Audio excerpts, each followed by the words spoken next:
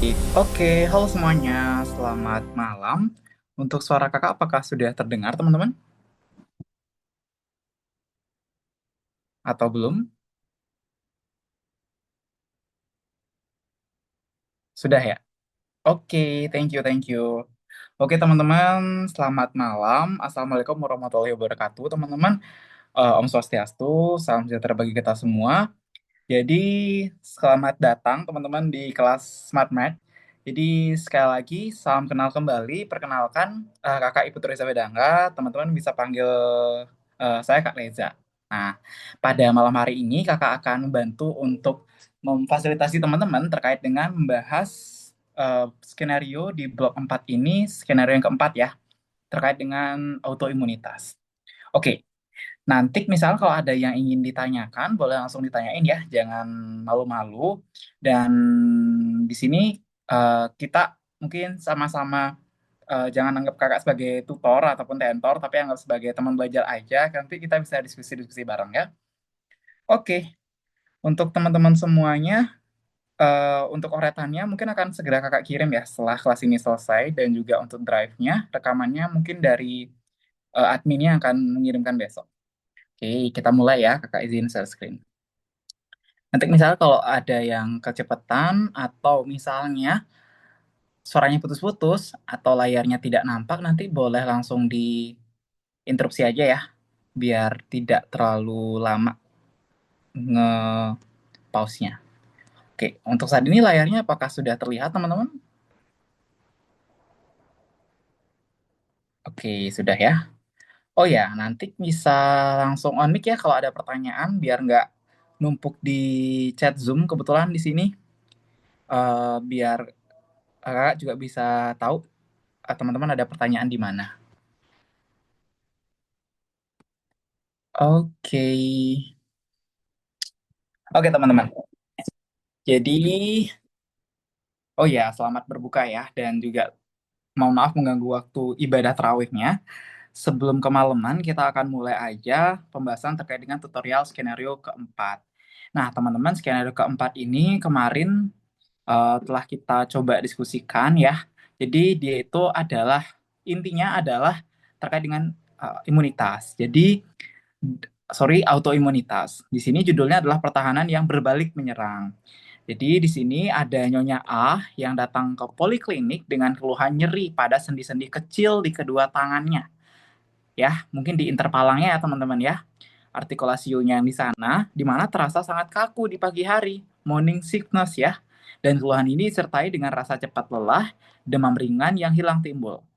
Nah, Nyonya A juga menyadari adanya ruam kemerahan nih di pipi yang semakin jelas setelah ia beraktivitas di bawah sinar matahari, yang biasa kita sebut sebagai fotosensitivitas ya teman-teman, namanya seperti ini. Oke, nah ia bercerita bahwa ibunya juga mengalami riwayat penyakit yang serupa. Nah, lambat laun setelah dia lakukan pemeriksaan penunjang, hasil pemeriksaan laboratoriumnya menunjukkan adanya LED ya, laju endap darah, dan hasil positif pada pemeriksaan ANATES atau antinuklear antibody.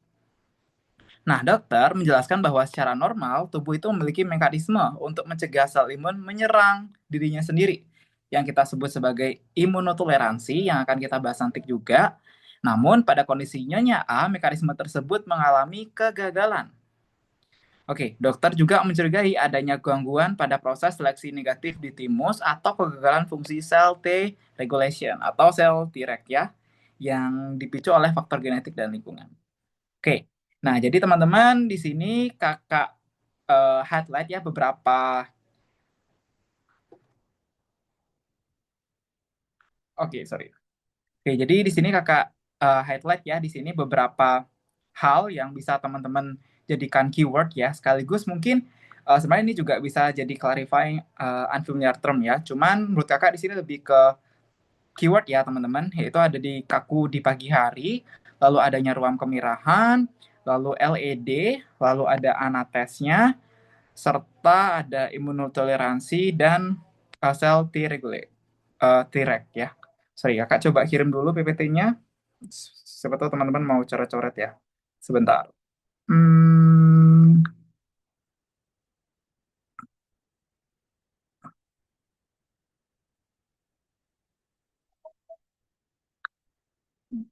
Oke.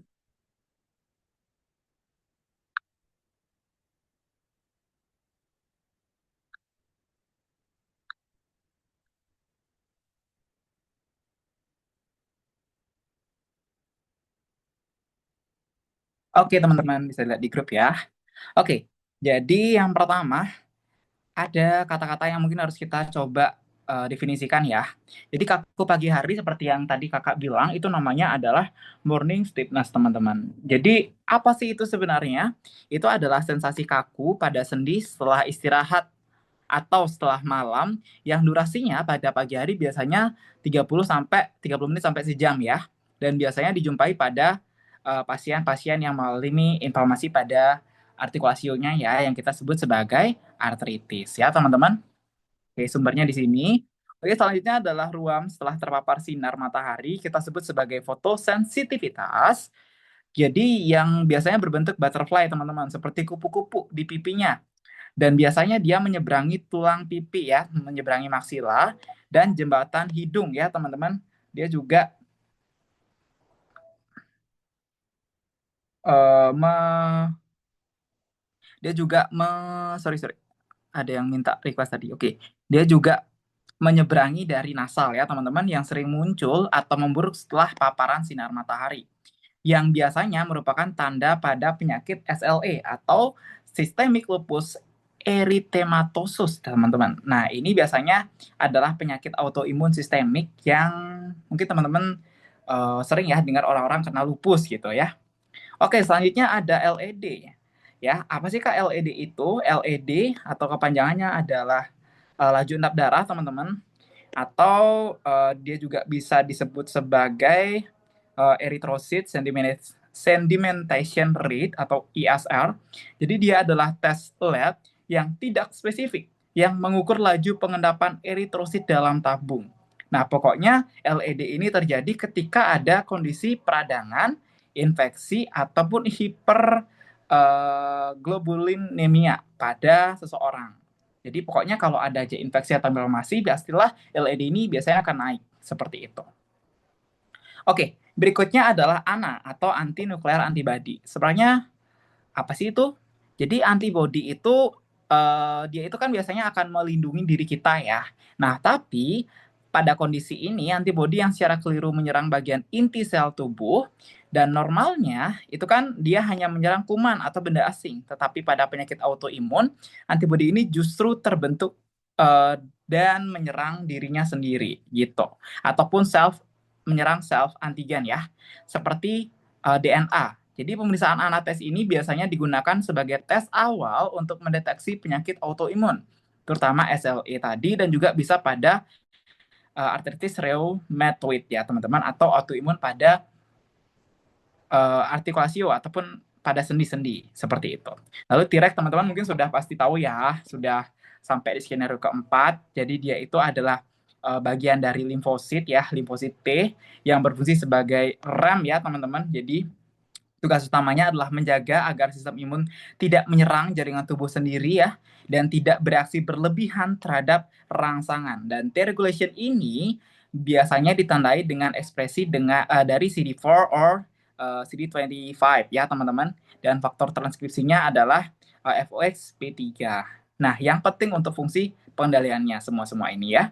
Dan sel ini bekerja dengan cara menekan aktivitas sel imun lain ya, seperti T efektor ya dan menghasilkan zat antiinflamasi seperti interleukin 10 atau dan tumor growth factor beta.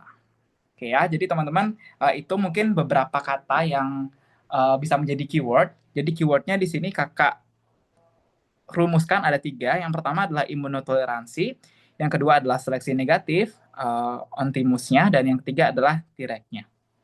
Oke, selanjutnya, sebenarnya apa sih tujuan teman-teman untuk belajar skenario ini? Nah, tadi kakak sudah sempat lihat blueprint pada buku panduannya. Jadi untuk skenario keempat ini, inilah yang ditargetkan oleh para tim blog untuk teman-teman ketahui. Jadi teman-teman mampu menganalisis proses-proses yang terjadi pada imunotoleransi. Lalu teman-teman mampu menganalisis proses-proses yang terjadi pada autoimun. Dan teman-teman mampu mengevaluasi proses-proses yang menjabatani dari imunotoleransi ke autoimun disease. Nah, dari 3 LO yang dirumuskan oleh tim blog, jadi sini kakak membuat 9 pertanyaan yang bisa mencapai pembelajaran dari LO tutorial tersebut ya, dari dosen-dosen teman-teman. Ya, dosen-dosen kita di blog 4.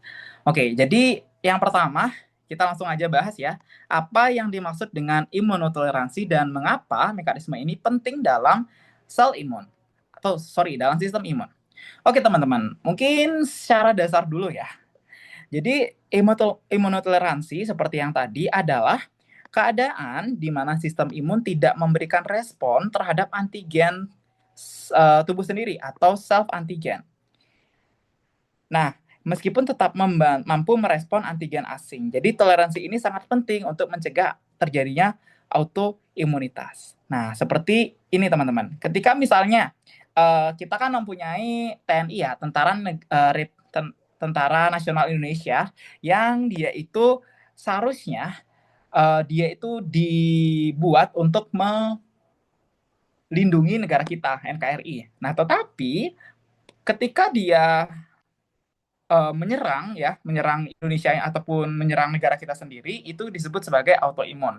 Nah, jadi imunotoleransi itu fungsinya adalah untuk mencegah dari tentara-tentara ini itu menyerang warga negara kita. Tapi dia hanya menyerang orang-orang asing yang mungkin akan berbahaya terhadap warga negara kita atau tubuh kita. Seperti itu. Jadi, tanpa imunotoleransi, sistem imun tidak dapat membedakan self atau non-self ya.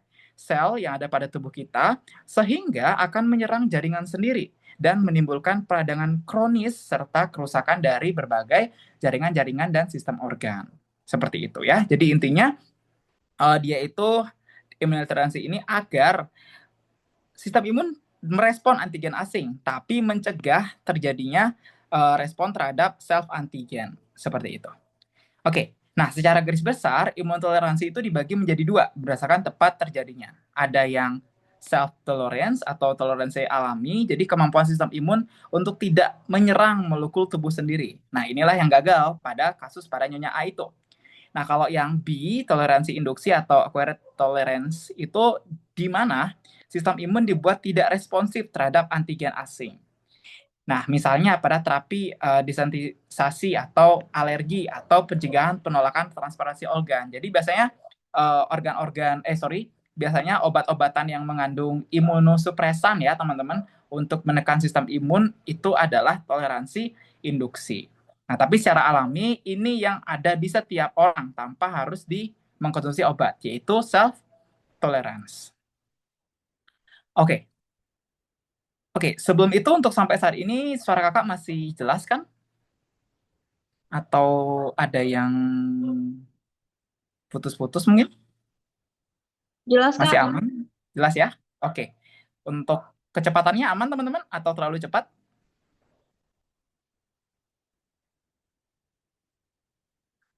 Aman ya? Aman, Kak, aman. Oke, oke. Thank you, thank you. Oke, kalau gitu itu ya terkait dengan imunotoleransi dan mengapa sih itu penting ya dalam sistem imun. Oke. Lalu berikutnya, bagaimana sih mekanisme imunotoleransi sentral melalui seleksi negatif ya, sel T dan sel B bekerja. Oke teman-teman, jadi sistem imun kita sebenarnya itu dilatih untuk melakukan toleransi ya terhadap diri kita sendiri atau self antigen. Nah, di mana sih dia dilatih gitu? Di mana dia digodok sebelumnya gitu? Nah, tentunya dia digodok di tempat produksinya ya, di timus dan juga ada nanti dibantu dilatih di perifer. Oke, kita ke yang sentral dahulu teman-teman. Kita sebut sebagai toleransi sel T sentral. Oke. Jadi mekanisme utama pada sel T adalah eliminasi sel yang bereaksi terhadap antigen sendiri sebelum mereka menjadi sel matang secara fungsional ya atau sel T naif ya. Jadi di sini akan terjadinya 3 tahap ya teman-teman. Oke, bukan 3 sih. Kayaknya lumayan banyak ya. Tapi yang pertama akan terjadinya seleksi negatif atau delesi. Jadi jika limfosit T imatur atau naif ya, di timus berinteraksi kuat dengan self antigen, atau kita sebut sebagai autoantigen yang disajikan oleh molekul MHC teman-teman ya, major histology biocompatibility kompleks ya, dan sel tersebut akan menerima sinyal memicu untuk apoptosis ya. atau kematian sel. Jadi proses ini memastikan sel yang berpotensi berbahaya bagi jaringan tubuh itu akan mati gitu. Jadi pokoknya kalau ada sel yang imatur nih belum matang tapi ketika dia dipresentasikan uh, uh, dipresentasikan antigen self antigen itu dia berinteraksi terhadap sel antigen itu akan segera diinduksi ataupun dipicu untuk apoptosis teman-teman. Jadi dia akan mati sehingga dia tidak akan bisa berkembang untuk sel T-nya. Lalu ada peran dari protein AIRE. Oke, teman-teman bisa baca apa? Dulu kakak sih bacanya AIRE gitu ya. Jadi banyak protein dari jaringan perifer seperti organ endokrin itu diekspresikan di timus oleh sel epitel tertentu di bawah kendali protein ini. Ya, hal ini memungkinkan sistem imun untuk mengetes sel T terhadap antigen dari seluruh tubuh, bukan hanya antigen yang ada pada timus saja. Oke, jadi seleksi negatif ini selain dia dikenalkan, kan kita tahu ya, self antigen itu setiap organ itu berbeda-beda ya. Nah, selain dia dikenalkan pada self antigen yang ada pada timus, dia juga akan dikenalkan terhadap sel-sel antigen, self antigen yang ada di organ lain, teman-teman.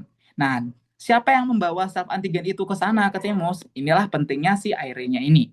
Oke, dia itu untuk mengetes sel T ya, apakah dia berinteraksi dengan sel-sel antigen ya dari organ tubuh lainnya atau tidak. Nah, kalau dia berinteraksi ya balik lagi dia akan terjadinya seleksi negatif atau apoptosis. Oke, lalu perkembangan sel T regulation, regulator ya atau Treg. Jadi tidak semua sel T yang mengenali antigen self antigen dengan afinitas tinggi akan mati. Tetapi sebagian sel T CD4 yang imatur justru akan berkembang menjadi sel T regulator yang nantinya akan keluar ke jaringan perifer untuk menekan respon imun autoreaktif lainnya. Jadi yang akan mengalami seleksi negatif teman-teman atau delesi itu adalah sel T yang ikatan afinitas terhadap self antigennya itu tinggi. Nah, yang sedang sama yang rendah itu akan dilatih nih untuk menjadi T regulator untuk membantu untuk mengontrol nanti di perifer seperti itu. Ya. Oke, teman-teman juga bisa melihat secara lengkap di ABAS ya. Ini gambar dari ABAS. Jadi nanti ada prekursor dari limfositnya, teman-teman, itu akan pecah menjadi limfosit imatur, lalu akan dikenalkan terhadap self antigen. Nah, setelah dikenalkan, ketika dia terjadi afinitas, akan terjadinya apoptosis atau delesi. Lalu untuk pada sel T dulu ya, dia juga ketika yang afinitasnya tidak terlalu tinggi atau sedang-sedang saja atau yang rendah, itu akan berkembang menjadi sel Treg ya. Oke. Nah, berikutnya kalau sel B gimana? Oke. Teman-teman, untuk sel B kan dia Oke, untuk yang sentral dulu ya. Sama seperti sel T, sel B yang imatur yang mengenali antigen self antigen di organ sentral ya, juga akan diproses agar tidak menjadi ancaman tubuh. Jadi gimana Kak caranya? Dia ada berbagai tahapan ya. Yang pertama bisa dengan reseptor editing. Jadi mekanisme unik pada sel B imatur. Jika sel B mengenali self antigen, sel tersebut akan dapat dipicu untuk mengaktifkan kembali gen penata ulang reseptornya. Nah, guna mengubah spesifisitas reseptor antigennya ya yang kita sebut sebagai BCR ya. Oke, B-cell reseptor. Nah, jika proses pengeditan ini berhasil, itu akan menghasilkan reseptor baru yang tidak lagi mengenali self antigen. Nah, sel tersebut diperbolehkan untuk terus matang, gitu ya. Jadi, oke gini ya. Jadi, sel B ya teman-teman, ini kan misalnya ada reseptor ya, BCR ya. Nah, ketika dia berinteraksi, misal di sini ada self antigen nih yang dipresentasikan. Nah, ketika dia bereaksi terhadap self antigen, ya, dia akan diedit kembali dari reseptornya agar dia tidak bereaksi nih terhadap sel antigen. Nah, ketika pengeditnya berhasil, dia dipresentasikan kembali oleh self antigen.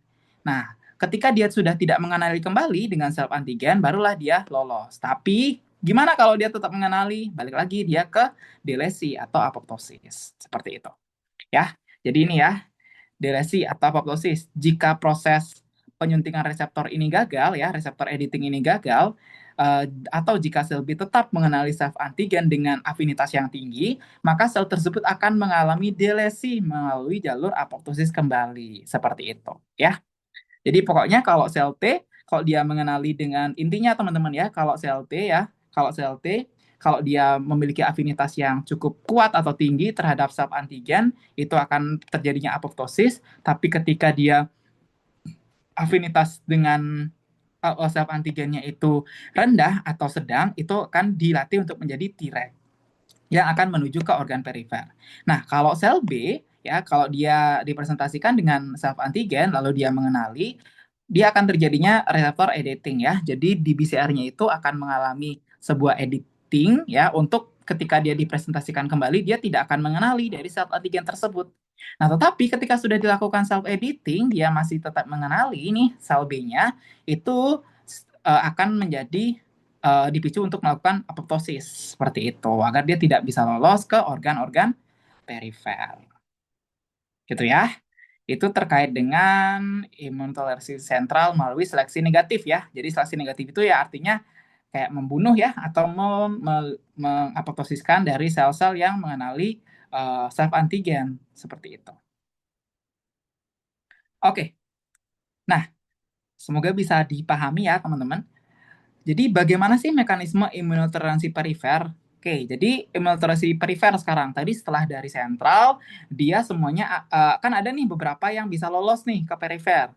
Nah, bagaimana sih cara mekanisme imunotoleransi perifernya untuk mencegah autoimun terutama ya? Oke, jadi pertama kita ada namanya anergi teman-teman atau ketidaktanggapan fungsional. Jadi teman-teman, alergi itu adalah kondisi di mana sel T menjadi tidak aktif secara fungsional dalam waktu yang lama setelah mengenali self antigen. Jadi misalnya masih ada nih sel T yang lolos ke organ perifer, tidak apoptosis, tapi dia sudah masih bisa mengenali self antigen. Maka di perifer itu akan terjadinya juga imunotoleransi agar tidak dia menyerang sel self antigen kita, ya sel tubuh kita dengan cara anergi. Jadi dia akan tidak aktif teman-teman secara fungsional. Jadi dia tidak akan bisa menyerang sel-sel tubuh kita sendiri. Nah, apa sih Kak penyebabnya? Jadi sel T naif itu membutuhkan dua sinyal untuk aktif. Ada sinyal pertama yang merupakan antigen dan sinyal kedua yang kita sebut sebagai co-stimulator seperti B7 pada antigen presenting cell. Nah, ketika self antigen ini biasanya disajikan tanpa konstimulasi yang kuat, sel T justru menjadi toleran atau anergik sehingga dia tidak akan menyerang dari self antigen sehingga dia tidak akan aktif secara fungsional seperti itu. Lalu mekanismenya bagaimana Kak? Jadi ada beberapa mekanisme nih teman-teman, yaitu kegagalan sinyal dari T cell reseptor. Jadi kompleks reseptor sel T itu akan kehilangan kemampuan untuk mengirim sinyal aktivasi. Nah, terkadang karena aktivasi enzim ligase ubiquitin yang menghancurkan protein sinyal. Nah, jadi dia tidak akan dapat nih mengaktifkan dirinya untuk menyerang dari uh, sel yang memiliki self antigen tersebut.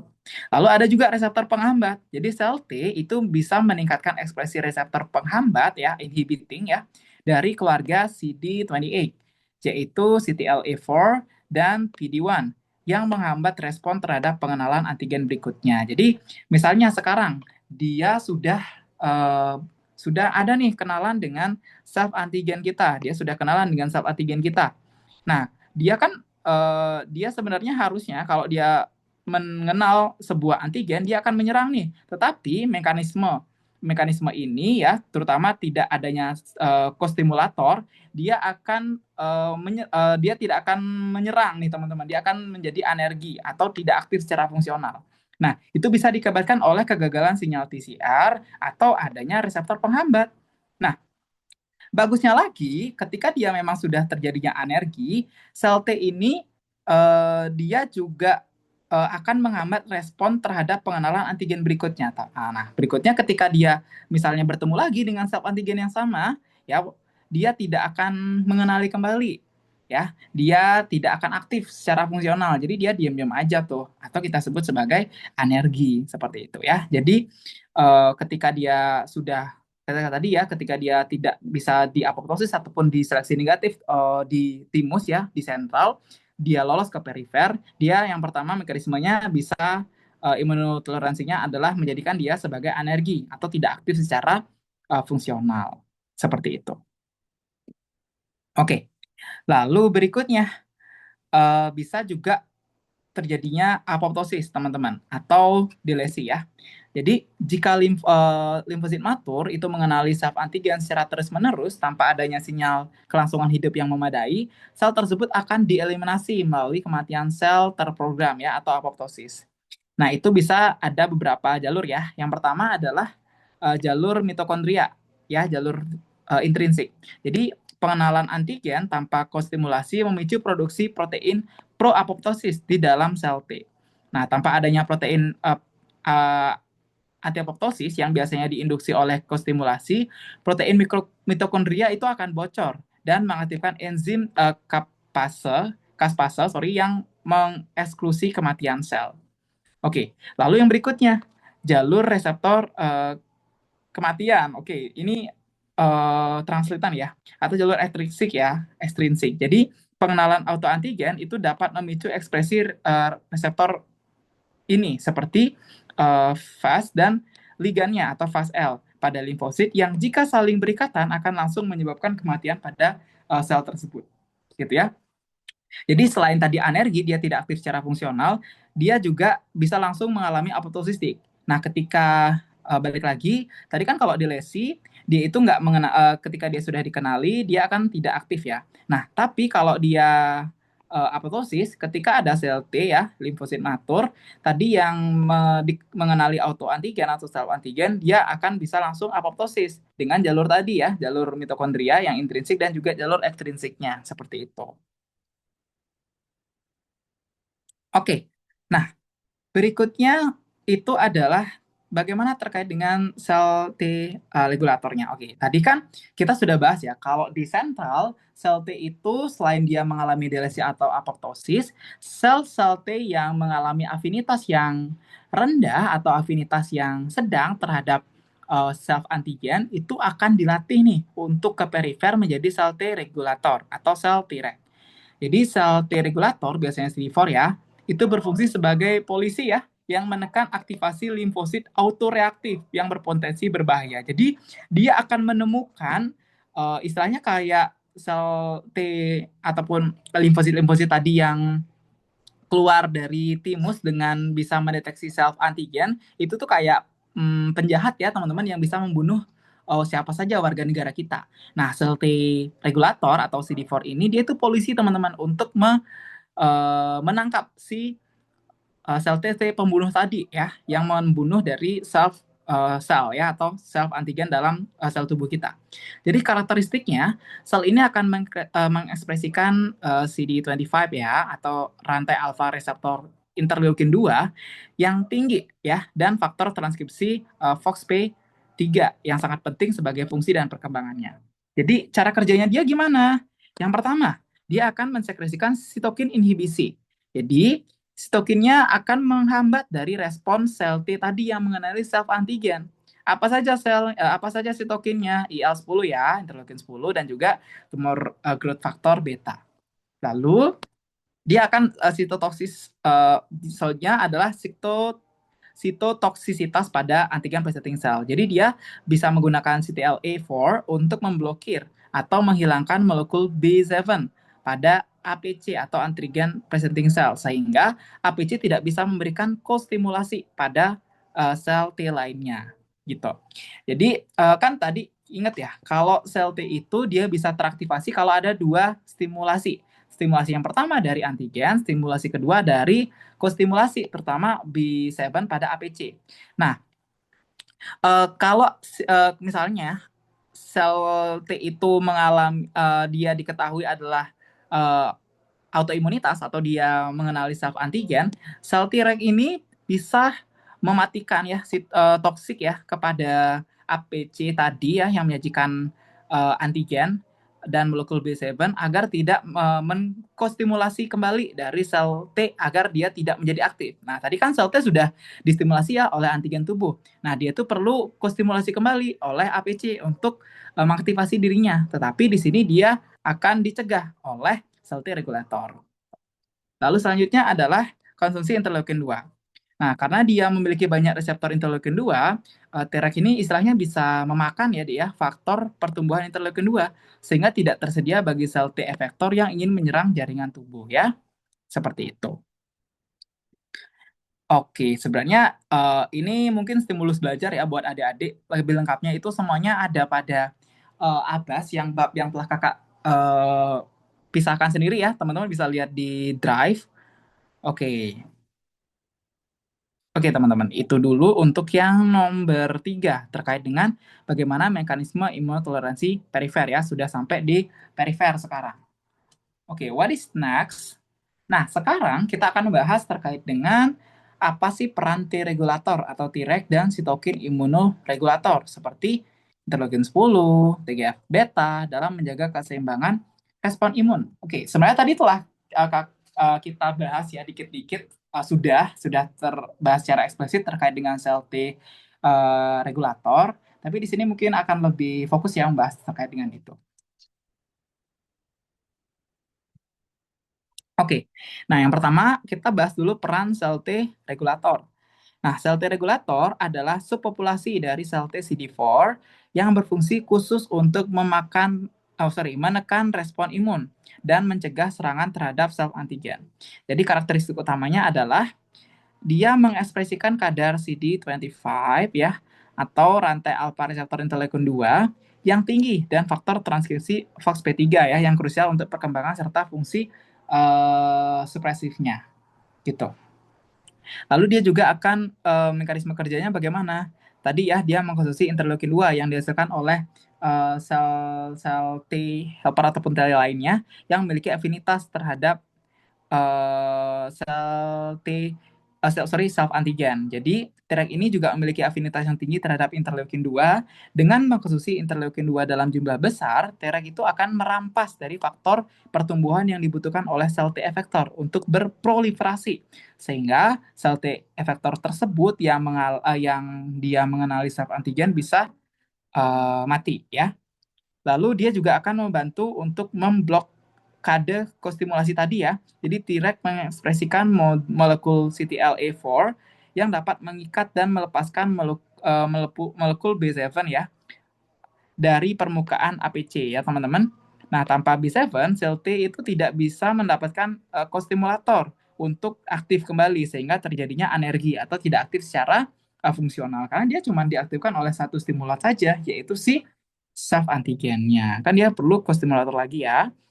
Lalu supresi langsung. Nah, Treg itu mengeluarkan sitokin penghambat seperti interleukin 10 dan TGF beta tadi ya. Pokoknya kita sudah banyak membahas terkait dengan interleukin 10 dan TGF beta ini. Sudah banget banget di spill dari tadi ya.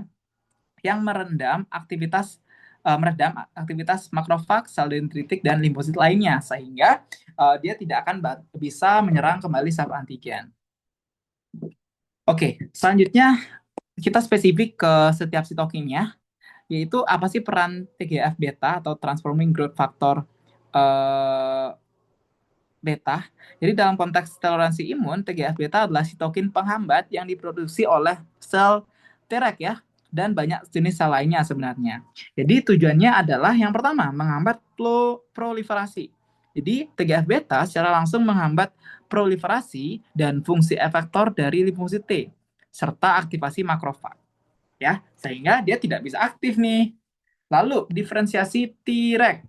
Jadi sitokin ini juga akan merangsang diferensiasi dari sel T naif menjadi sel Treg ya, yang baru disebut sebagai indus Treg atau iTreg. Nah, sehingga menciptakan mekanisme umpan balik positif untuk menekan peradangan. Jadi TGF beta ini dia juga akan membantu untuk tadi ya melatih T naif yang tadi mengenali APC, yang tadi mengenali self antigen dengan afinitas yang sedang dan juga rendah untuk menjadi Treg. Lalu dia juga akan membantu produksi IgA ya teman-teman sudah pasti tahu ya IgA ini untuk apa. Jadi TGF beta itu mendorong sel B untuk melakukan class switching menjadi IgA. Nah, ingat ya, IgA ini adalah antibodi yang paling penting bagi tubuh kita ya, karena dia akan melindungi tubuh kita dalam infeksi jangka panjang untuk toleransi terhadap mikroba dan non patogen. Bukan hanya di saluran cerna, teman-teman. Jadi di semua tubuh IgA ini sangatlah berperan. Lalu bagaimana dengan sitokin interleukin 10? Jadi interleukin 10 itu adalah sitokin penghambat kuat yang diproduksi oleh Treg. Dia juga akan diproduksi oleh makrofag dan juga beberapa sel dendritrik. Nah, dia akan menghambat APC ya, balik lagi interleukin 10 itu menghambat produksi interleukin 12 oleh makrofag dan sel dendritik karena interleukin 12 adalah pemicu utama respons sel T helper ya, WON. Maka interleukin 10 secara otomatis menekan respon imun seluler yang bersifat peradangan ya. Oke, lalu dia juga akan menurunkan ekspresi MHC dan kostimulator. Jadi interleukin 10 itu mengurangi ekspresi molekul MHC class 2 dan molekul kostimulator B7 pada APC sehingga APC menjadi kurang efektif dalam mengaktifkan sel T. Ya, pokoknya interleukin 10 ini yang pertama dia menghambat dari APC ya uh, dengan interleukin 10 ini dengan menghambat produksi dari interleukin 12. Karena interleukin 12 itu adalah pemicu utama dari respons sel T helper 1 ya, yang untuk peradangan. Sehingga secara tidak langsung interleukin 10 ini juga akan membantu dari menurunkan peradangan. Oke, lalu menurunkan ekspresi MHC dan kostimulator. Ya teman-teman, jadi interleukin 10 itu mengurangi ekspresi dari MHC kelas 2 dan molekul kostimulator sehingga nggak ada tuh yang bisa membantu kembali dari sel-sel imun yang mengenali self antigen itu untuk aktif karena karena kostimulatornya semuanya sudah dihambat ya, diinhibisi oleh interleukin 10 ini. Seperti itu. Oke, the next is apa yang terjadi nih jika mekanisme toleransi sentral dan perifer itu mengalami kegagalan, teman-teman? Oke, jadi sebenarnya dari awal kalau sudah ada yang bocor ke dalam perifer ya, itu juga kita sebut sebagai kegagalan ya, atau kegagalan toleransi sentral ya, atau kegagalan seleksi negatif sentral pada timus. Jadi sebenarnya toleransi sentral itu bukan garis yang utama, tapi dia pertama ya teman-teman, garis pertahanan pertama yang akan dilapisi oleh garis-garis pertahanan lainnya di perifer. Jadi dia nggak harus benar semua, tapi dia bisa gagal ya. Jadi dia jika ini gagal, dia akan melepaskan sel T autoreaktif ya, atau sel T yang tadi bisa menjadi autoimun, yang dia bisa menyerang self antigen. Nah, sel T yang seharusnya mati di timus karena mengenali self antigen melalui seleksi negatif, justru bertahan hidup nih dan keluar ke sirkulasi darah. Nah, contohnya adalah mutasi pada gen AIRE tadi. Ingat ya, gen AIRE ini kan membantu kita untuk membantu sel-sel di timus untuk mengenalkan sel-sel antigen dari organ lain. Nah, ketika dia terjadi yang mutasi, itu akan menyebabkan antigen dari berbagai organ tubuh tidak bisa dipresentasikan di timus. Akibatnya, sel T itu bisa menyerang organ-organ tersebut, ya, karena dia nggak dipresentasikan, nggak dikenali nih sama airnya ini. Dia hanya dikenali sama sel-sel yang ada di timus saja gitu. Ketika dia sudah dilepaskan di pembuluh darah, dan dia menuju ke organ-organ lainnya untuk berpatroli, malahan dia mengenali sel-sel di organ-organ lain tersebut sebagai selawan gitu. Dia malahan membunuh sel-sel tersebut gitu. Padahal itu adalah sel tubuh kita sendiri yang dianggap lolos oleh sel timus ya. Karena apa? Karena dia tidak bereaksi terhadap sel timus, tapi dia nggak tahu nih, dia nggak bereaksi, dia ternyata bereaksi terhadap sel-sel di tubuh lainnya gitu. Oke, lalu pelepasan sel B autoreaktif. Nah, tadi kan sel T nih, sekarang sel B. Nah, sel B yang gagal melakukan reseptor editing ya, tadi kan BCR-nya kalau misalnya dia sudah mengenali self antigen, dia bisa diedit kembali ya, agar dia tidak bisa mengenali self antigen kembali. Nah, dia ketika gagal ya, dia kan langsung ke apoptosis ya, atau dilesi tadi. Nah, ketika dia gagal kembali, dia akan bisa memproduksi autoantibody ya. Jadi antibody yang diproduksi oleh dia malahan menyerang sel-sel di tubuh kita juga gitu. Karena dia sudah lepas ke perifer, tidak mampu melakukan reseptor editing dan juga gagal di apoptosis di timus seperti itu. Oke, lalu bagaimana Kak kalau perlindungan kedua kita itu gagal juga gitu. Hilangnya rem nih teman-teman dari sistem imun kita. Anggapannya seperti itu. Jadi toleransi perifer seharusnya menjadi sistem yang cadangan ya. Sistem yang sangat-sangat selektif terhadap sel-sel yang lolos dari timus itu. Nah, jika gagal, itu banyak sekali ya yang bisa terjadi. Yang pertama, kegagalan dari anergi. Oke, teman-teman ingat ya, anergi itu adalah gimana teman-teman? Anergi itu dia tidak responsif ya, atau tidak menjalani fungsi normalnya, kayak dia tertidur gitulah teman-teman. Jadi sel autoreaktif yang seharusnya tidak responsif justru teraktivasi teman-teman. Nah, hal ini bisa terjadi jika ada peradangan atau infeksi di dekat sel tersebut yang secara tidak sengaja memberikan kostimulasi bagi sel T yang tertidur tadi. Gitu. Jadi gini deh ilustrasinya. Ketika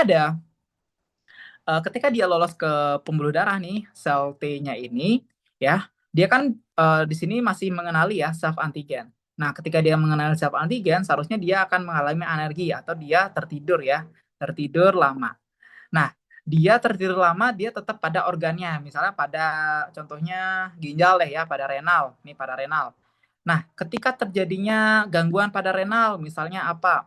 Misalnya terjadinya hidronefrosis gitu atau batu ginjal lah ya, yang menyebabkan hidronefrosis akan terjadinya kan di sana urinnya nggak bisa keluar ya.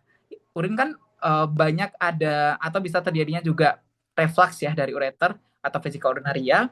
Dia kan ada banyak bakteri ya teman-teman. Nah, ketika dia bakterinya itu ada, pastilah sel tubuh kita akan memanggil banyak sistem imun ya untuk membantu melawan dari bakteri tersebut. Nah, tadi ada nih sel-sel T yang tertidur di sini teman-teman ya, yang dia tidak aktif. Nah, karena ada bakteri ini, malahan tubuh kita mengaktifkan semua sel T yang ada di daerah sini. Sehingga sel T tadi yang tertidur ya, yang sel yang autoimun ataupun dia mengenali self antigen, malahan dia terbangun kembali karena ada kostimulator dari APC, yaitu B7-nya tadi. Kostimulator kedua ya, selain antigen. Nah, ketika dia aktif lah, hancurlah di sana teman-teman. Dia malahan menyerang sel-sel antigen. Teman-teman yang lain menyerang bakteri, malahan dia menyerang sel-sel sel gitu. Dia menyerang sel-sel tubuh kita sendiri seperti itu. Ya. Jadi dia kayak ke stimulasi lah teman-teman, kayak macan tertidur tapi diganggu gitu ya. Karena ada peradangan di sana seperti itu. Oke, selanjutnya adalah disfungsi sel T regulator. Jadi, jika jumlah T-regnya itu berkurang atau fungsinya terganggu, misalnya karena mutasi gen FOXP3 ya, gen ini kan penting ya pada T-reg untuk inaktivasi dari sel-sel yang autoimun tadi, dia tidak ada lagi polisi yang menekan aktivitas sel T efektor. Akibatnya, T efektor itu bebas menyerang jaringan tumbuh tanpa ada yang menghalangi. Intinya pokoknya sel T-regnya nggak ada nih teman-teman, atau sudah habis atau dikit gitu sel T-regnya. Kenapa bisa dikit Kak? Karena mutasi. Sebenarnya dia ada nih teman, fungsinya nggak maksimal karena ada mutasi pada gen FOXP3-nya tadi. Oke, yang berikutnya adalah kegagalan dari apoptosis atau kegagalan delesi.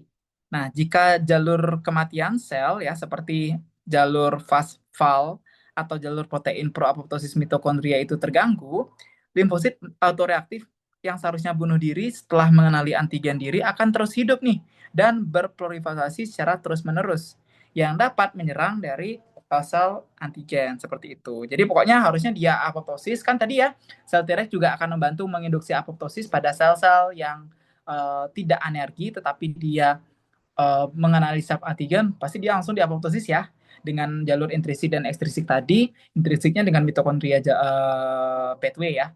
Nah, tetapi ketika dia tidak bisa diapoptosis tuh ya, itu akan terjadinya kegagalan dari toleransi perifer ini. Seperti itu, teman-teman. Oke. Nah, ketika kedua lapisan pertahanan ini jebol, teman-teman, dari sentral dan perifer, terjadinya rangkaian peristiwa patologis ya, teman-teman. Oke, apa saja? Yang pertama, aktivasi limfosit autoreaktif. Jadi, sel T dan sel B mulai mengenali self antigen, ya. Kalau pada kasus ini itu pada sel-sel di sendinya ya, yang dianggap sebagai benda asing, lalu dia menyerang dan terjadinya inflamasi secara terus-menerus, teman-teman. Kan gini, kalau intinya, misal kalau ada bakteri nih, bakteri masuk ke tubuh kita, lalu akan sistem imun itu akan aktif nih, dia akan menyerang si bakterinya. Nah, bayangkan kalau misalnya bakteri itu tidak terbunuh kan terus menerus ya ada ada penyerangan dari sel imun hingga bakteri itu sudah mati dan tidak ada lagi di tubuh. Tapi gimana teman-teman kalau dia ternyata sel imun kita itu malahan mengira sel tubuh kita itu bakteri ataupun patogen yang harus diserang. Nah, sel tubuh kita itu kan banyak ya teman-teman. Sel tubuh kita itu kan terus diproduksi ya setiap hari dan terus beregenerasi. Nah, ketika dia terus beregenerasi lalu dimatikan oleh sel T, beregenerasi kembali, dimatikan oleh sel T ataupun sel imun, lalu berdegenerasi kembali, itu kan akan terus-menerus mengalami inflamasi kronis gitu. Sangat lama, tidak akan bisa stop kecuali dia ditekan imunnya ya. Jadi itu akan menjadi sangat fatal yang akan bisa mengakibatkan inflamasi kronis gitu teman-teman ya, yang biasanya harusnya dia menyerang bakteri yang bisa habis dalam tubuh, kan bakteri itu sel asing ya pada tubuh, malahan dia menyerang sel-sel kita yang sendiri ya, sel-sel kita sendiri yang secara harfiahnya dia akan terus diproduksi gitu ya, dia akan terus menerus menyerang tanpa henti itu sampai kita meninggal atau sampai dia tidak diproduksi kembali ya. Makanya kita menggunakan obat imunosupresan teman-teman ya untuk meredam dari kemarahan ataupun meredam dari toksisitas dari sel T itu gitu. Oke. Lalu produksi efektor imun. Jadi sel T helper akan membantu sel B berubah menjadi sel plasma yang akan memproduksi autoantibody, teman-teman. Nah, kita tadi masuk ya ke ANA. ANA itu ada yang tadi ya, antinuklear antibody ya, di mana itu adalah antibody yang dihasilkan oleh sel B ya, hasil diferensiasi sel B yang diinisiasi oleh sel T helper ya, di mana anak ini namanya aja auto antibody nuklear, sorry kakak lupa lagi.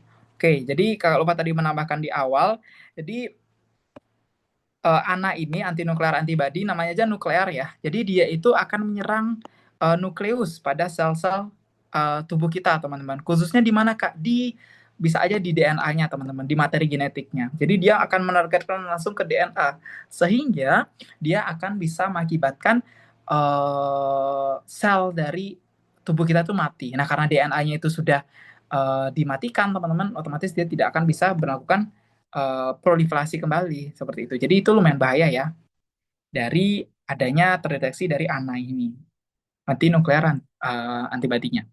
Oke, inflamasi kronis ya. Tadi pokoknya sudah sempat kakak jelaskan terkait dengan inflamasi kronis ini kenapa bisa terjadi ya, karena tubuh kita kan selalu terus menerus ada sel yang akan diciptakan setiap harinya, setiap detik ataupun setiap menitnya ya. Dan ketika tubuh kita merespon ya, sel imun kita merespon terhadap sel antigen ya, dia tidak akan selesai tuh membunuh, melawan gitu kan. Proses perlawanannya itu kita kenal sebagai proses inflamasi ya teman-teman. Oke, sehingga nanti ya dia terus-menerus mengalami gejala-gejala inflamasi ya teman-teman. Kemerahan, demam, rubor, kalor, dolor, fungsi lesa ya teman-teman. Oke, dan gejala-gejala lainnya. Oke, berikutnya, Kak, bagaimana mekanisme patogenesis dari penyakit autoimun hingga menimbulkan inflamasi dan kerusakan jaringan, sekaligus menjawab untuk nomor 7 dan 9 ya. Oke, jadi mekanisme patogenesis autoimun itu teman-teman juga bisa lihat ya, di sini ada gambar dari Abbas. Jadi kakak coba deskripsikan, yang pertama adalah fase inisiasi, jadi kegagalan toleransi dari dirinya sendiri.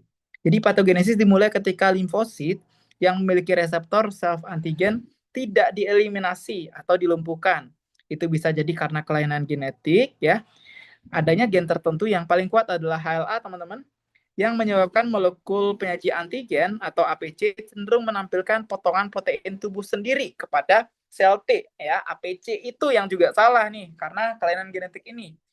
Jadi kelainan genetik ini APC-nya itu malahan mempresentasikan protein-protein tubuh kita nih potongannya kepada sel T, sehingga ya sel T akan mengenali tubuh kita sebagai antigen yang akan dilawan gitu. Lalu terjadinya kebocoran sel T autoreaktif yang tadi ya, karena gangguan genetik ataupun perkembangan, sel T dan sel B yang berbahaya tadi, yang mengenali self antigen ya, itu lolos dari seleksi timus tadi. Nah, seharusnya kan idealnya kalau dia lolos, dia bisa uh, tetap dinonaktifkan ya teman-teman, atau diapoptosis dengan bantuan triregulator. Tapi di sini biasanya dia tidak bisa. Lalu yang berikutnya fase aktivasi, peran infeksi dan kerusakan jaringan. Jadi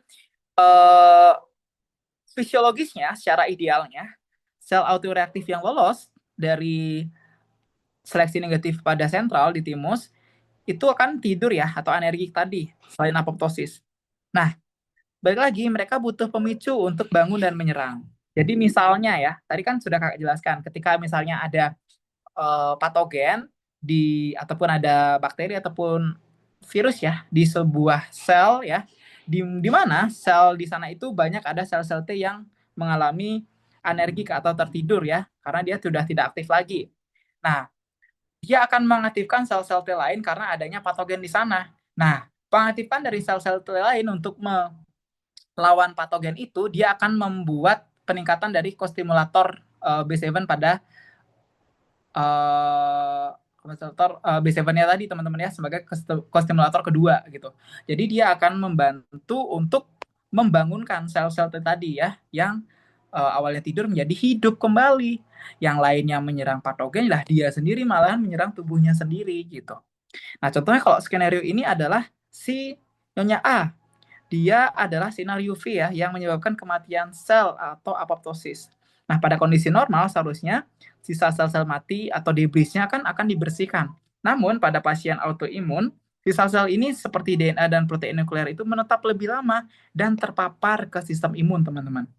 Ya, jadi debris-debrisnya itu akan dimakan ataupun istilahnya dikenali oleh sistem imun kita yang kemudian akan mengenali itu sebagai antigen patogen. Malahan dia menyerang tuh gitu. Ya. Lalu bisa juga induksi kostimulator tadi ya. Jadi infeksi atau peradangan di sekitar jaringan dapat memicu sel APC untuk memunculkan kostimulator atau B7 tadi. Nah, sel T yang tadinya tidur sekarang menerima sinyal lengkap ya. Yang pertama kan stimulatornya ada antigen, yang kedua kostimulatornya ada B7. Ketika ada B7 nih, dia akan menjadi sel T efektor yang aktif. Gitu ya, teman-teman. Oke, itu untuk menjelaskan dari semua gambar ini. Oke, yang berikutnya yang ketiga adalah fase efektor. Jadi setelah sistem imun itu aktif, itu akan sengaja sistem imun menggunakan senjata untuk yang seharusnya membunuh kuman itu malahan menyerang tubuh kita sendiri. Oke, jadi kita biasa kenal sebagai hipersensitivitas tipe 3 ya. Pembentukan kompleks imun, di mana sel B itu bisa berubah menjadi sel plasma yang akan memproduksi autoantibody seperti ANA tadi ya, antinuklear antibody, yang di mana antibody ini akan berikatan dengan self antigen, misalnya pada DNA di dalam darah misalnya, yang akan membentuk gumpalan yang akan disebut sebagai kompleks imun. Nah, lalu kompleks imun ini akan mengalir teman-teman dan tersangkut di pembuluh darah kecil ya di arteriol ya teman-teman. Arteriol itu adalah pembuluh darah yang paling kecil ya teman-teman yang langsung melekat untuk melakukan difusi baik itu energi atau oksigen ya pada setiap jaringan. Contohnya di sini pada sendi dan pada kulit nih, di mana di sana mereka akan mengaktifkan sistem komplement. Nah, aktivasi dari komplement ini teman-teman itu akan menghasilkan zat-zat pemanggil neutrofil dan makrofag. Nah, sehingga sel-sel itu akan datang nih ke tempat di mana dia dipanggil, seperti pada sendi ya, contohnya pada Nyonya A ini. Lalu dia akan melepaskan enzim-enzim lisosom, sitokin proinflamasi, dan ROS ya, reaktif oksigen spesies yang akan merusak jaringan di mana dia tersangkut tersebut ya, sehingga kompleks imun ini kita sebut sebagai hipersensitivitas type 3. Oke, berikutnya nih fase kronositas ya, atau kita kenal sebagai epitope spreading. Mengapa penyakit A itu tidak sembuh-sembuh gitu misalnya. Jadi kan kerusakan jaringan awal itu kan nah antigen baru ini itu akan mengaktifkan lebih banyak sel T dan sel B yang autoreaktif teman-teman ya. Dan itu akan terjadinya lingkaran setan peradangan yang terus-menerus dan menetap teman-teman. Jadi misalnya kalau dia sudah rusak di awal kan banyak tuh debris-debrisnya DNA ataupun yang lainnya. Malahan di sana dia akan menjadi stimulator teman-teman kepada sel-sel tadi autoreaktif yang mengalami energi atau tidak aktif atau tidur tadi. Nah, karena dia telah mengenali antigen yang tadi telah dari debris-debris itu, ya semakin aktiflah dia semuanya. Ya, ditambah dengan misalnya ada gangguan genetik ya pada B7-nya yang bisa mengakibatkan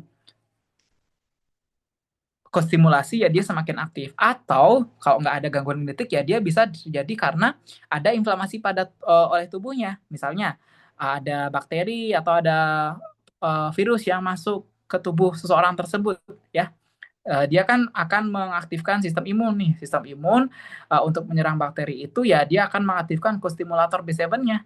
Nah, secara tidak sengaja kalau dia memang berada di tempat yang banyak sel antigen yang mengalami alergi, ya, sorry, sel-sel T yang mengenali sel antigen yang mengalami alergi, ya dia akan mengaktifkan kembali. Oleh karena itulah teman-teman, yang teman-teman tahu pada drama-drama atau pada sinetron-sinetron, ya, kalau ada orang yang mengalami autoimun, dia nggak boleh sakit sedikit pun, ya. Baik dia demam, sorry, baik dia flu kayak, dia uh, terlalu capek kayak, ataupun apapun lah ya. Misal dia terkena, misal kita nih ya, yang normalnya ketika kita kena infeksi influenza gitu ya, kan kita biasa-biasa aja nih, kita sebut sebagai cold fever ya, yang bisa sembuh sendirinya ya. Nah, tapi pada orang-orang yang autoimun itu, walaupun dia bisa menyerang dari si bakterinya, tapi dia akan semakin ganas untuk menyerang tubuhnya sendiri, karena ya semakin tinggi ya pengaktifan dari sel-sel imun yang tadi seharusnya menyerang virus influenza, tapi malah dia bangun untuk menyerang dirinya sendiri, gitu teman-teman, ya. Jadi kalau pasien autoimun, dia nggak misalnya dia sampai meninggal, ya, bukan karena infeksi dari virusnya itu ya, tetapi ya karena dari imunnya sendiri yang menyerang dirinya sendiri, gitu teman-teman. Oke, jadi itu ya. Jadi intinya terkait dengan imunotoleransi teman-teman, dan bagaimana sih ketika imunotoleransi itu tidak berjalan dengan baik pada sistem tubuh kita. Oke, lalu bagaimana sih faktor genetik dan lingkungan dapat memicu memperberat terjadinya autoimun? Oke, secara garis besar, kerentanan genetik itu juga akan menjadi faktor risiko ya, meningkatkan faktor risiko. Lalu ditambah dengan paparan lingkungan, lalu dia akan menyebabkan kerusakan jaringan awal. Nah, di mana akan mengaktifasi APC, khususnya di B7-nya, yang akan membantu menjadi kostimulator teman-teman untuk mengaktifasi limfosit. Nah, terutama ketika memang ada limfosit yang autoreaktif atau yang mengenali self antigen. Nah, sehingga terjadinya produksi autoantibody dan sitokin-sitokin proinflamasi yang akan mengakibatkan inflamasi secara kronis. Nah, sehingga terjadinya kerusakan jaringan yang kita kenal semuanya sebagai autoimmune disease. Oke. Nah, kalau faktor genetiknya apa saja, Kak, yang menyebabkan autoimun ini gitu? Yang pertama, MHC ya, Major Histocompatibility Complex. Nah, jadi faktor genetik yang terpenting adalah pada lokus HLA atau Human Leukocyte Antigen. Nah, variasi alel HLA tertentu seperti HLA-DR, OLDK itu memiliki struktur kantong pengikat peptide, teman-teman, yang lebih efektif dalam menyajikan sel antigen kepada sel T. Nah, jika sel T autoreaktif ini mengenali sel antigen yang disajikan dengan baik oleh HLA ini, maka risiko aktivasi sel tersebut akan meningkat. Gitu. Pokoknya HLA ini intinya dia membantu teman-teman, membantu untuk mengaktifkan kembali sel-sel T yang mengenali sel self antigen gitu. Ya. Oleh karena itu HLA ini harusnya dia itu tidak membantu untuk peningkatan sel-sel T autoreaktif. Oke. Contohnya biasanya HLA-DRB1 ya, dia berkaitan dengan rheumatoid arthritis ya. Dan pada SLE atau systemic lupus erythematosus, dia adalah HLA-DR3 and DR2. Oke, lanjut nih. Tadi kan gen dari MHC-nya. Sekarang gen non-MHC atau polimorfisme genetik. Jadi, mutasi atau variasi pada gen selain AHLA juga akan berkontribusi nih, seperti gen PTPN22 ya, yang akan mengkode tirosin fosfatase yang mengatur aktivasi limfosit, di mana variasinya dapat menurunkan ambang batas aktivasi sel T dan sel B. Lalu gen NO2, jadi berikatan dengan penyakit Crohn disease ya, berkaitan dengan penyakit Crohn disease. Lalu apalagi Crohn disease ini juga autoimun ya teman-teman, adalah sebuah peradangan terjadi pada kolon ya teman-teman. Baik dia Crohn disease itu dia skip lesion, dia dari mulut sampai dari ke rektum. Oke. Lalu bisa juga defisiensi komplement baik C1q, C2, C4 dan biasanya pada SLE defisiensi ini menyebabkan kegagalan dan dalam membersihkan kompleks imun dan sel yang mengalami apoptosis. Lalu bisa juga nih dari mutasi gen-gen tunggal ya. Dan biasanya memang jarang. Nah, cuman bahasan terkait dengan faktor genetik ini memang agak berat ya, teman-teman. Dia nggak menjadi LO kalian juga. Jadi ini mungkin nice to know ya. Siapa tahu nih teman-teman ada yang mendalami terkait dengan autoimun. Oke, lalu kalau peran lainnya gimana? Ada namanya peran infeksi, teman-teman. Nah, infeksi itu dapat memicu memperberat autoimunitas melalui beberapa mekanisme. Pokoknya tadi kita sudah bahas ya terkait dengan bagaimana sih infeksi itu dapat memicu meningkatkan pengaktifan sel-sel yang mengalami alergi tadi. Nah, dia itu ada beberapa mekanisme ya. Tadi telah kita bahas terkait dengan epitope spreading. Lalu nanti juga akan ada bystander activation dan juga mimicry molekuler ya, atau molekular mimicry. Nanti kita juga akan lebih bahas lagi lebih dalam. Lalu berikutnya adalah faktor lingkungan lainnya. Nah, selain infeksi, faktor internal eksternal juga akan bertindak sebagai pemicu. Apa tuh? Ada UV ya, yang kayak tadi. Jadi intinya seperti pada Nyonya A ini, jadi paparan UV itu akan menyebabkan apoptosis ya pada kulit. Nah, hal ini menyebabkan materi inti sel tadi ya, DNA, histone dan juga lainnya keluar.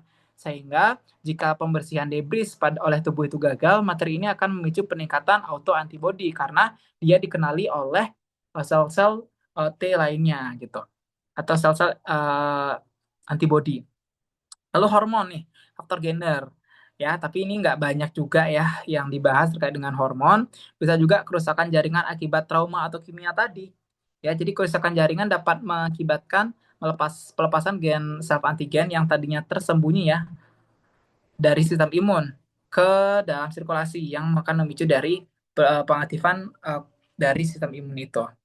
Oke, berikutnya juga bisa obat-obatan atau merokok itu dapat berikatan dengan protein tubuh dan dapat mengubah sifat imunogeniknya.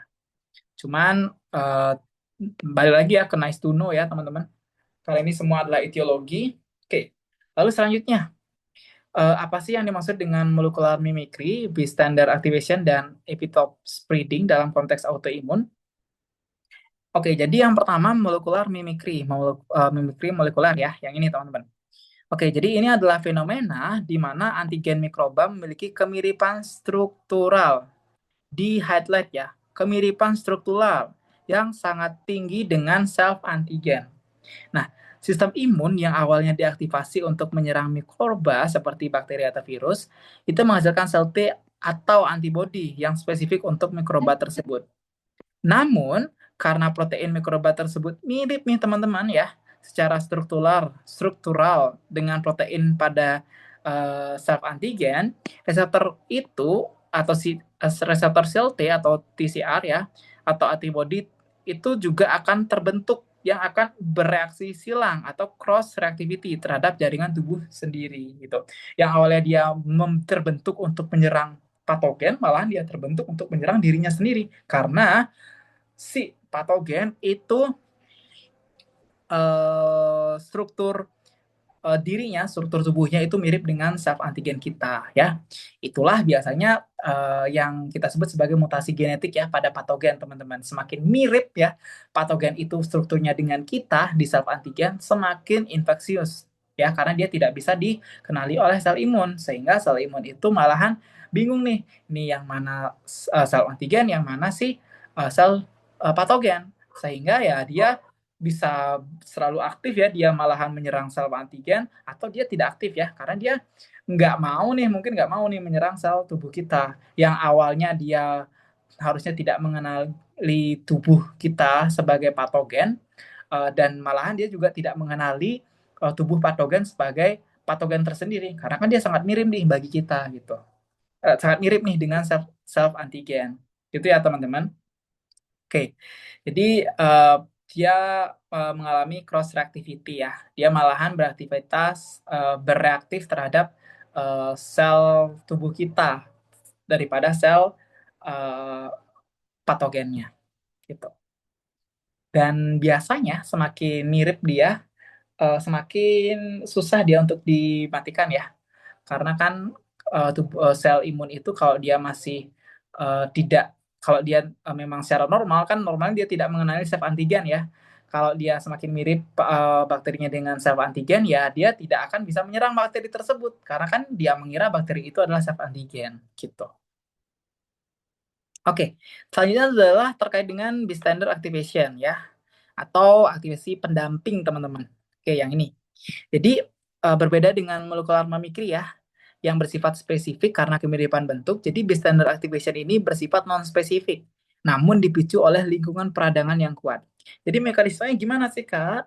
Oke, jadi ketika terjadi infeksi, jaringan di sekitar itu akan menjadi pusat inflamasi yang hebat banget nih. Karena kan semua fokusnya ke sana ya, dari sel-sel imun kita ya, dari misalnya dari sel-sel imun kita itu kan memanggil teman-temannya yang melalui pembuluh darah untuk ke tempat terjadinya peradangan tersebut atau tempat terjadinya infeksi tersebut untuk menjalani peradangan sehingga dia bisa membunuh dari patogen yang ada. Itu kerjanya dia. Nah, sel APC di area tersebut akan memproduksi sitokin-sitokin proinflamasi dalam jumlah yang sangat besar dan akan mengekspresikan molekul-molekul kostimulator tadi ya secara berlebihan. Nah, dampaknya apa? Nah, sel-sel T autoreaktif yang tadinya berada dalam kondisi tidur lagi, balik ya ke anergik, di jaringan tersebut tiba-tiba mendapatkan kostimulasi yang kuat dari APC yang teraktivasi tadi. Nah, sel ini kemudian menjadi aktif dan mulai menyerang jaringan sehat di sekitarnya. Nah, meskipun ia tidak secara spesifik mengenali antigen mikroba penyebab infeksi tersebut. Jadi inti masalahnya tadi ya, pokoknya lingkungan yang sangatlah buruk kalau ada misalnya dia sel-selnya alergik atau tidur, kalau dia adanya gangguan ya dia akan terbangun seperti itu. Jadi ini ya non-specific antiviral response or inflammation. Lalu the next step is self antigen release from the match tissue.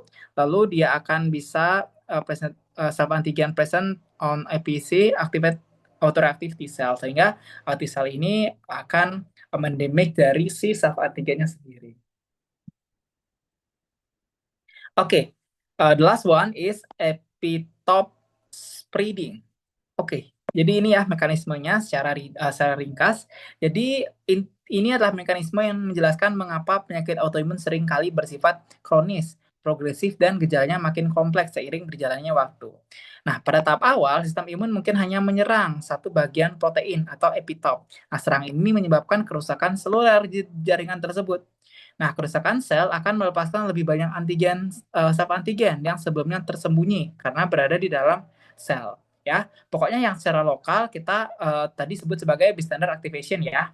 Oke, tapi antigen yang baru terpapar ini kemudian diproses nih oleh APC dan dipresentasikan ke sistem-sistem imun lainnya.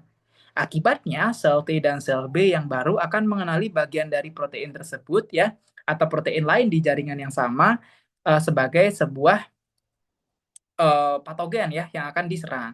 Nah, respon imun ini akan meluas dari satu tempat ke tempat-tempat yang lainnya. Nah, inilah alasan mengapa sih pasien autoimun itu seringkali mengalami perburukan gejala atau munculnya gejala baru seiring berjalannya waktu sistem imun tersebut. Ya, dan sistem imun akan terus menemukan target baru untuk diserang sebagai akibat dari kerusakan yang mereka timbulkan sendiri. Seperti itu. Jadi dia semakin menyebar teman-teman si APC-nya untuk presentasikan semua sel-sel antigen ya sehingga sel tubuh itu semakin mengenali ya, semakin banyak mengenali sel antigen ya dan semakin banyaklah yang diserang sehingga semakin sistemik lah terjadinya autoimunitas tersebut. Seperti itu. Oke, wah ternyata sudah habis ya pembahasan kita.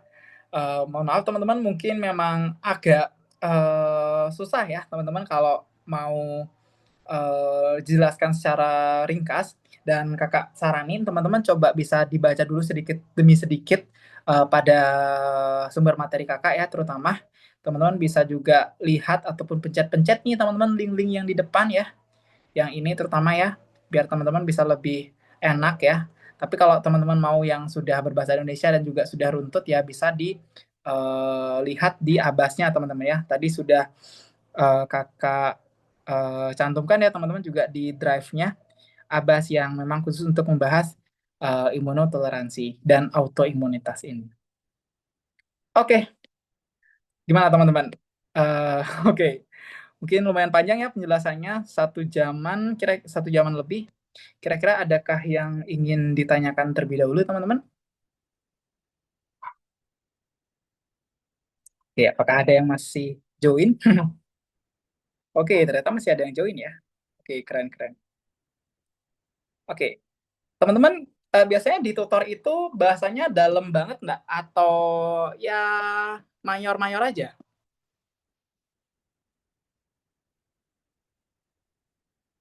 Sampai semua hal kah teman-teman dibahas atau biasanya sesuai dengan eh, pertanyaan teman-temannya? Atau misalnya kalau nggak lengkap nih, kira-kira dosennya biasanya nambahin nggak teman-teman?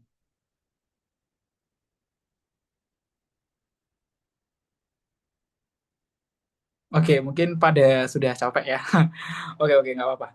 Oke, tapi dari tadi apakah ada yang kurang nggak teman-teman penjelasannya? Mungkin ada yang belum nyampe nih Kak, gitu. Atau ada yang kurang dalam nih, mungkin bisa didalamin lagi dong Kak. Oke.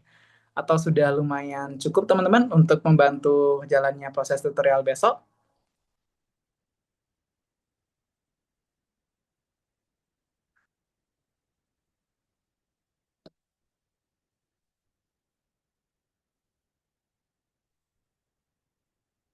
Oke, gimana kira-kira?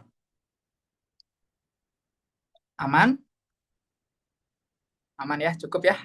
Oke teman-teman, terima kasih ya atas antusiasnya.